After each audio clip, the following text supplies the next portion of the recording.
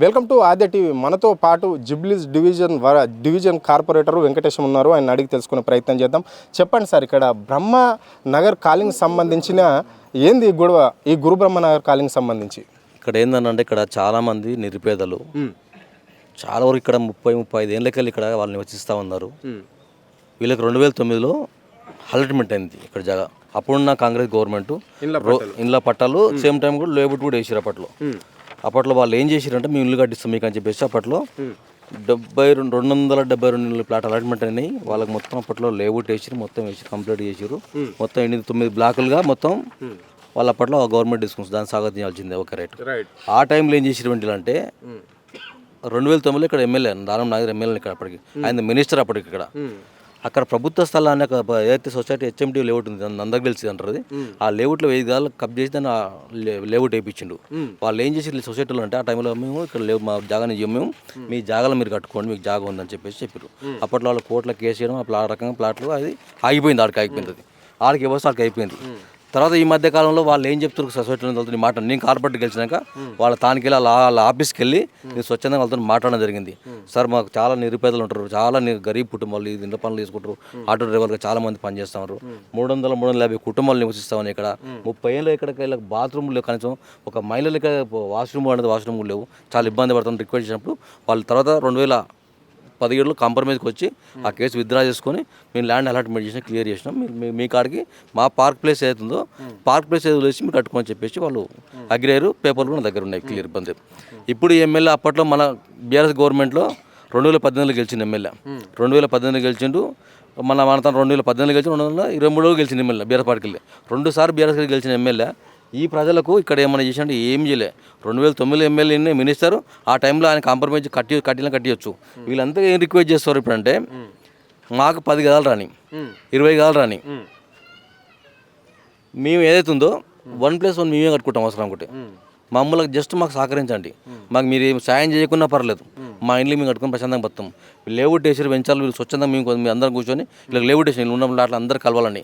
మాకు 10 గదాలు వచ్చింది అనుకో 20 గదాలు అవుతుంది కదా, ఎవరు కింద ఉంటాం పైన ఉంటాం. మేము అడ్జస్ట్ చేసుకుని అంతా ఇలా స్థానికులు అందరూ ఒప్పుకుంటారు. దీనికి ఎమ్మెల్యేనో ఒప్పుకోలేడు. మన గవర్నమెంట్ ఉన్నప్పుడు ఏ గవర్నమెంట్ ఉన్నప్పుడు ఏనాడు కూడా సీఎం ఆఫీస్కి రోజు సీఎం ఇంటికి పోతున్నాయి, కానీ ఏనాడు పేదలకు డబుల్ బెడ్రూమ్ కట్టించే అవకాశం ఉండే.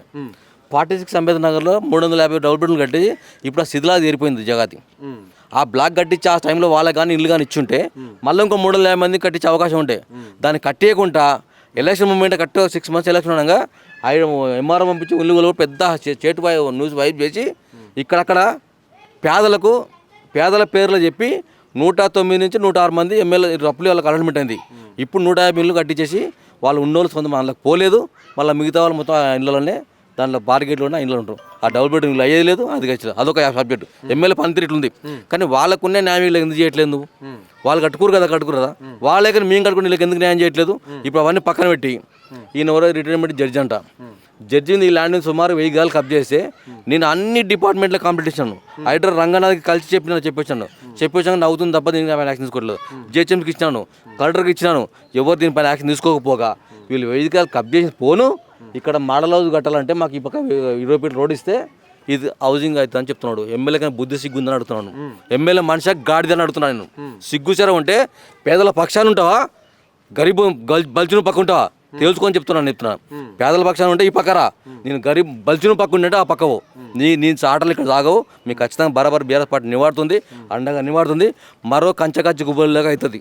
నువ్వు తమాషాలు చేస్తున్న ఎమ్మెల్యే నువ్వు అనుకుంటావు. మనుషులు లేనప్పుడు బాధాకరం ఏంటంటే ఇక్కడ ఎంఆర్ ఉంటుంది అనితారెడ్డి, ఆమె కూడా సోయిందో లేదో నాకు అర్థమైతే లేదు. ఒక ప్రభుత్వ అధికారి కనీసం ఎమ్మెల్యే దౌర్జన్యం చేస్తామని ఎట్లా పోయి అన్నాను. నేను చెప్తాను నేను వేయాలి ఎంఆర్ ఫోన్ లేకపోతే వాళ్ళు డిప్యూటీ ఎంఆర్ ఫోన్ చేసిన ఏమైనా మీకు ఏం చేయబోదంటే మాకేం చేయలేదన్నా మోడల్ హౌస్ రాసుకొని వచ్చాను. వీళ్ళందరూ కెమెరా ఎందుకు వచ్చిన అడిగితే మీరు మరి 10 ఇళ్ళు ఎందుకు మోడల్ హౌస్ ఇవ్వాలి, మరి 1 ఇళ్ళు రాసుకోవాలి కదా, ఎందుకు రాసుకోవట్లేమన్నా కానీ దెంకొని పోయిన వాళ్ళు. అప్పుడు నేను పోయి రెస్పాండ్ లేదు, ఆర్డీఓ రెస్పాండ్ లేదు, చూస్తాను సార్ అంటున్నాను. కానీ 4th పిల్లర్ అని చెప్పుకుంటున్న మీడియా కూడా కానీ నిన్న వార్తలు వచ్చి నాకు బాధ అనిపిస్తుంది వాళ్ళకి. ప్లీజ్ ఈ పేదల పక్షాన్ని ఉండండి. మీరు వచ్చింది ఎమ్మెల్యే ఎందుకు వచ్చినాడు? ఈ పక్క 10 ఇళ్ళు కాల్ చేసి 20 feet రోడ్గా ఉంటున్నాం. ఈ రోడ్ నేను శాంక్షన్ చేపించి ఈ రోడ్ ఇడికెళ్ళి ఆడదాకా డ్రైనేజ్ లైన్ కావాలని చెప్పి శాంక్షన్ చేపిస్తే టెంకాయ కొట్టి ఇంటికి వెళ్ళిపోయి రోడ్ ఆపించింది. ఈ రోడ్ ఆడదా కాకుండా నువ్వు పేదల పక్షాన్ని ఎమ్మెల్యే అని అడుగుతున్నాను. నీకు సిగ్గుచారా ఉంటే ఈ రోడ్ ఆడదాకా ఫస్ట్. ఇక్కడ బాత్రూమ్ లేదు, వాష్రూమ్ లేవు. ఇది చేయకుండా మూలితే వాళ్ళందరూ బ్లాక్మెయిల్ చేయాలి, 10 మంది వాడిని వీడియోలు తీస్తారంటే అంత బోన్స్టార్లో పెట్టాలి, ఫోన్లు గుంజుకుంటారు ఇక్కడ రాగానే. ఏంది నేను దౌర్జన్యం మీద ఆడుతున్నా, నేను అయ్యా జాగిర్ కాదు చెప్తున్నా. నేను మళ్ళీ చెప్తా ఉన్నాను, ఇక్కడ పేరుకు కంటెస్ట్ ఎమ్మెల్యే ఎలక్షన్ రాగానే కంటెస్ట్ చేసే ఎమ్మెల్యేని పీకనికి వస్తుంటాడు. వాళ్ళు ఓటు పని చేసేయలేదు, వాళ్ళు ఏం కూడా చేయలేరు ఇక్కడ మళ్ళీ ఇస్తున్నా. ఓన్లీ ఓట్లకు మాత్రం వస్తారు ఈ ఎమ్మెల్యే. ఈ కారణం ఏంటంటే ఇక్కడ సరైన ప్రతిపక్షం లేకపోవడం, ఈ ఎమ్మెల్యేని సార్ గెలవడం ఈ కర్తవ్యమైన శనిలాగా నేను భావిస్తా ఉన్నాను. ఎందుకంటే ప్రశ్నించే గొంతు ఎవరికి లేదు, ఎమ్మెల్యే పేరు ధైర్యం ఎవరికి లేదు. ఆ పేరు తిన్నా భయపడతాడా, ఎందుకు భయపడతాడు? మన అయ్యే జాగిరి కాదు, ప్రజాపరిత్ర బరాబర్ ఈయన నివాడు మాట్లాడతాం, ఇక్కడ నివాడతాం. అవసరం అంటే మా రాష్ట్ర వర్కింగ్ పర్సెంట్ కేటీఆర్ కూడా తీసుకొచ్చి ఇది కానీ ఎక్కువ అయితే ఖచ్చితంగా రామన్నం తీసుకొని రామన్నం కలిసి ఈ డేటా ఖచ్చితంగా నాకు అప్పచెప్పి రామన్నం తీసుకొని ఇస్తాను. కానీ ఇప్పటికైనా తక్షణ ఎమ్మెల్యే గారు ఇప్పుడు మీ కార్యాచరణ ఏ విధంగా ఉండబోతుంది? మరి ఇంతమంది పేదలు మీ అంట ఉన్నారు కదా, మరి ఈ పేదల బస్తీ ఇది అంటే ఇక్కడ రోడ్డు వేయాలి అని చెప్పేసి మీరే చెప్తున్నారు, అధికారులు వచ్చేసి సర్వే చేస్తున్నారు, మరి ఎట్లా ఉండబోతుంది? నేనేమనంటే నువ్వు మాడలో కట్టాలనుకుంటున్నావు కదా, ఇది ఒక రోడ్ ఉంది కదా, ఆ పైన ఒక రోడ్ ఉంది, దీని కింద ఒక రోడ్ ఉంది. మరి మాడలో ప్లానింగ్ ఏమన్నా అంటే గతంలో ఒకసారి లొల్లేంది అయినప్పుడు మీడియా సాక్షి చెప్పినప్పుడు మేము మొత్తం మాడలో తీసుకొస్తాం, లేఅవుట్కి తీసుకొస్తాం, ఎస్టిమేషన్ పెడతాం, టెండర్ అయిపోయినాక టెండర్ కాంట్రాక్ట్తో పాటు వచ్చినప్పుడు మీరు తీర్చరని చెప్పిండు. మేము ఇది స్వాగతించినాం. లేఅవుట్కి తీసుకురా, 270 మంది కదా, 300 మంది సుమారు 350 మంది దగ్గర అనుకో, మీరు తీసుకురా, చిల్లరయ్యి 5 ఫ్లోర్లు కట్టు, మాకేం బాధలేదు. గరీబ్ బిడ్డలు వండకు నీళ్ళకు ఎండకు తడిచిపోతూ ఉంటారు కదా, మేము స్వాగతిస్తాం దానికి. నేనేమన్నా అంటే వీళ్ళకి నిజంగా మంచి చేసినప్పుడు కాంట్రాక్ట్ తీసుకురా, మీకు బడ్జెట్ ఉంటుంది, బడ్జెట్ అలాట్మెంట్ అయినప్పుడు టెండర్ వేసినప్పుడు వాళ్ళని తీసుకొస్తే నేనే దగ్గరుండి కొన్ని రోజులు ఇక్కడనో అక్కడ పక్క వాళ్ళు కాల్ చేసుకొని బ్లాక్ వేజ్కి వచ్చినప్పుడు వాళ్ళు బ్లాక్ వేజ్ పుట్టింగ్ చేసుకొచ్చి వాళ్ళు కట్టుకుంటారని అప్పుడు చెప్పినాం. అవన్నీ ఏం చేయాలంట, అవన్నీ కావు, ఫస్ట్ మీరు రోడ్ ఇవ్వండి రా, రోడ్ ఇస్తే మీకు అయిపోతుంది. ఈ రోడ్ జాగిరా వాళ్ళు మోకరిల్తాను మోకరిల్లు నీకు అవసరం ఉంటాయి. నీకు ఈ ప్రజలకు సొమ్ము ఇస్తావా, నీ ఓడిచి నీకు అడున్నా. నేను రేవంత్ రెడ్డి కూడా హెచ్చరిస్తున్నాను, నగర మంత్రికి చెప్తున్నాను, ఈ పేదల పక్షం ఉన్నావు కదా, ఇంద్రమ్మ పాలన ఉన్నావు కదా, ఏది నీ పాలన ప్రజాపాలన ఇదే చేస్తున్నది. ఇలాంటి చూడగానే ఎమ్మెల్యేలు పెట్టుకొని ఈ పబ్లిక్ ఇలా దృష్టి పట్టింది. కర్తగా కొట్టుకపోతా రోడ్లు లేవు, ఇక చూపించపండి. కొట్టుకుపోతుంది 20 నెలలైంది ఇప్పటికి గెలిచి, ఒక్కనాడు ఒక బస్తీ పడడానికి వెళ్ళి ఇప్పటికి ఎమ్మెల్యే. సిగ్గుచారం ఉండాలి నీకు, ఎమ్మెల్యే ఉండవు. ఏం రాగానే బుధాలం చదిలేసి వాళ్ళకి 150 వచ్చి మేనేజ్ చేసి దెంగేయడం అంతే, ఏం లేదు. ఎవరైనా ప్రశ్నిస్తే వాళ్ళని ఫోన్ గుంజుకోవాలి, వాళ్ళని వార్నింగ్ చేయాలి వానికి. ఇదేం పాలన నాకు అర్థం కాదు.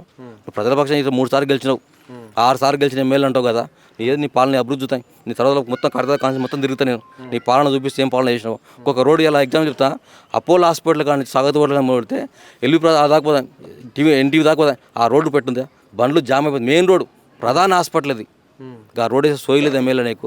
బస్సులు మొత్తం నిండా మూలిపోతూ ఉన్నాయి, రోడ్లు లేవు, డ్రైనేజ్ పొంగిపోతూ ఉన్నాయి, ఆ సోయి నీకు లేదు. పేరు చెప్తే 35 కోట్ల ఫండ్ సీఎం గారు ఇచ్చాను కదా, నీ 35 కోట్ల ఫండ్ ఏమైంది అడుగుతా ఉన్నాను. నీ 35 రాజపాటలు చెప్పు, నీ కాన్స్టిట్యూన్సీ ప్రజలు పిలుచుకొని చెప్పు. సిగ్గు సోయం లేదు కానీ ఎంతసేపు ఉన్నా ఈరోజు మోకరి వెళ్తా ఉన్నాడు, పొద్దున్న 1000 గేలు కబ్జా చేసిండు, మళ్ళీ పక్క రోడ్డు కావాలంటుండు. మళ్ళీ ఇంకెక్కడ న్యాయం అవుతా? నువ్వు ప్రజల పక్షాన్ని ఉండి చెప్పు, నువ్వు ఉన్నోరు పక్షాన్ని ఉన్నావు. 7 ల్యాండ్ కబ్జా చేస్తే కబ్జా చేయాలి. నీ మంతగా పేపర్ కటింగ్ చూస్తున్నాం, రోడ్ నెంబర్ క్యాన్సల్ 5 ఎకరాల జాగాని కబ్జా 10 సార్లు పేపర్లు వస్తూ ఉంది కదా, అది నీ కళ్ళకి కనిపించట్లేదా, నీకు సోయి లేదా? నువ్వు ప్రభుత్వం ఏమంటావు, ఈ కాన్స్టిట్యూన్సీకి డిక్టేటర్గా నువ్వు, నీ బాధ్యత కదా, ప్రభుత్వ స్థలాన్ని కాపాడడానికి బాధ్యత కదా అడుగుతా ఉన్నా. ఇవన్నీ సోయి తెచ్చుకొని ఇప్పటికైనా మంచి పరిపాలన చేస్తానని ఆశిస్తున్నాం.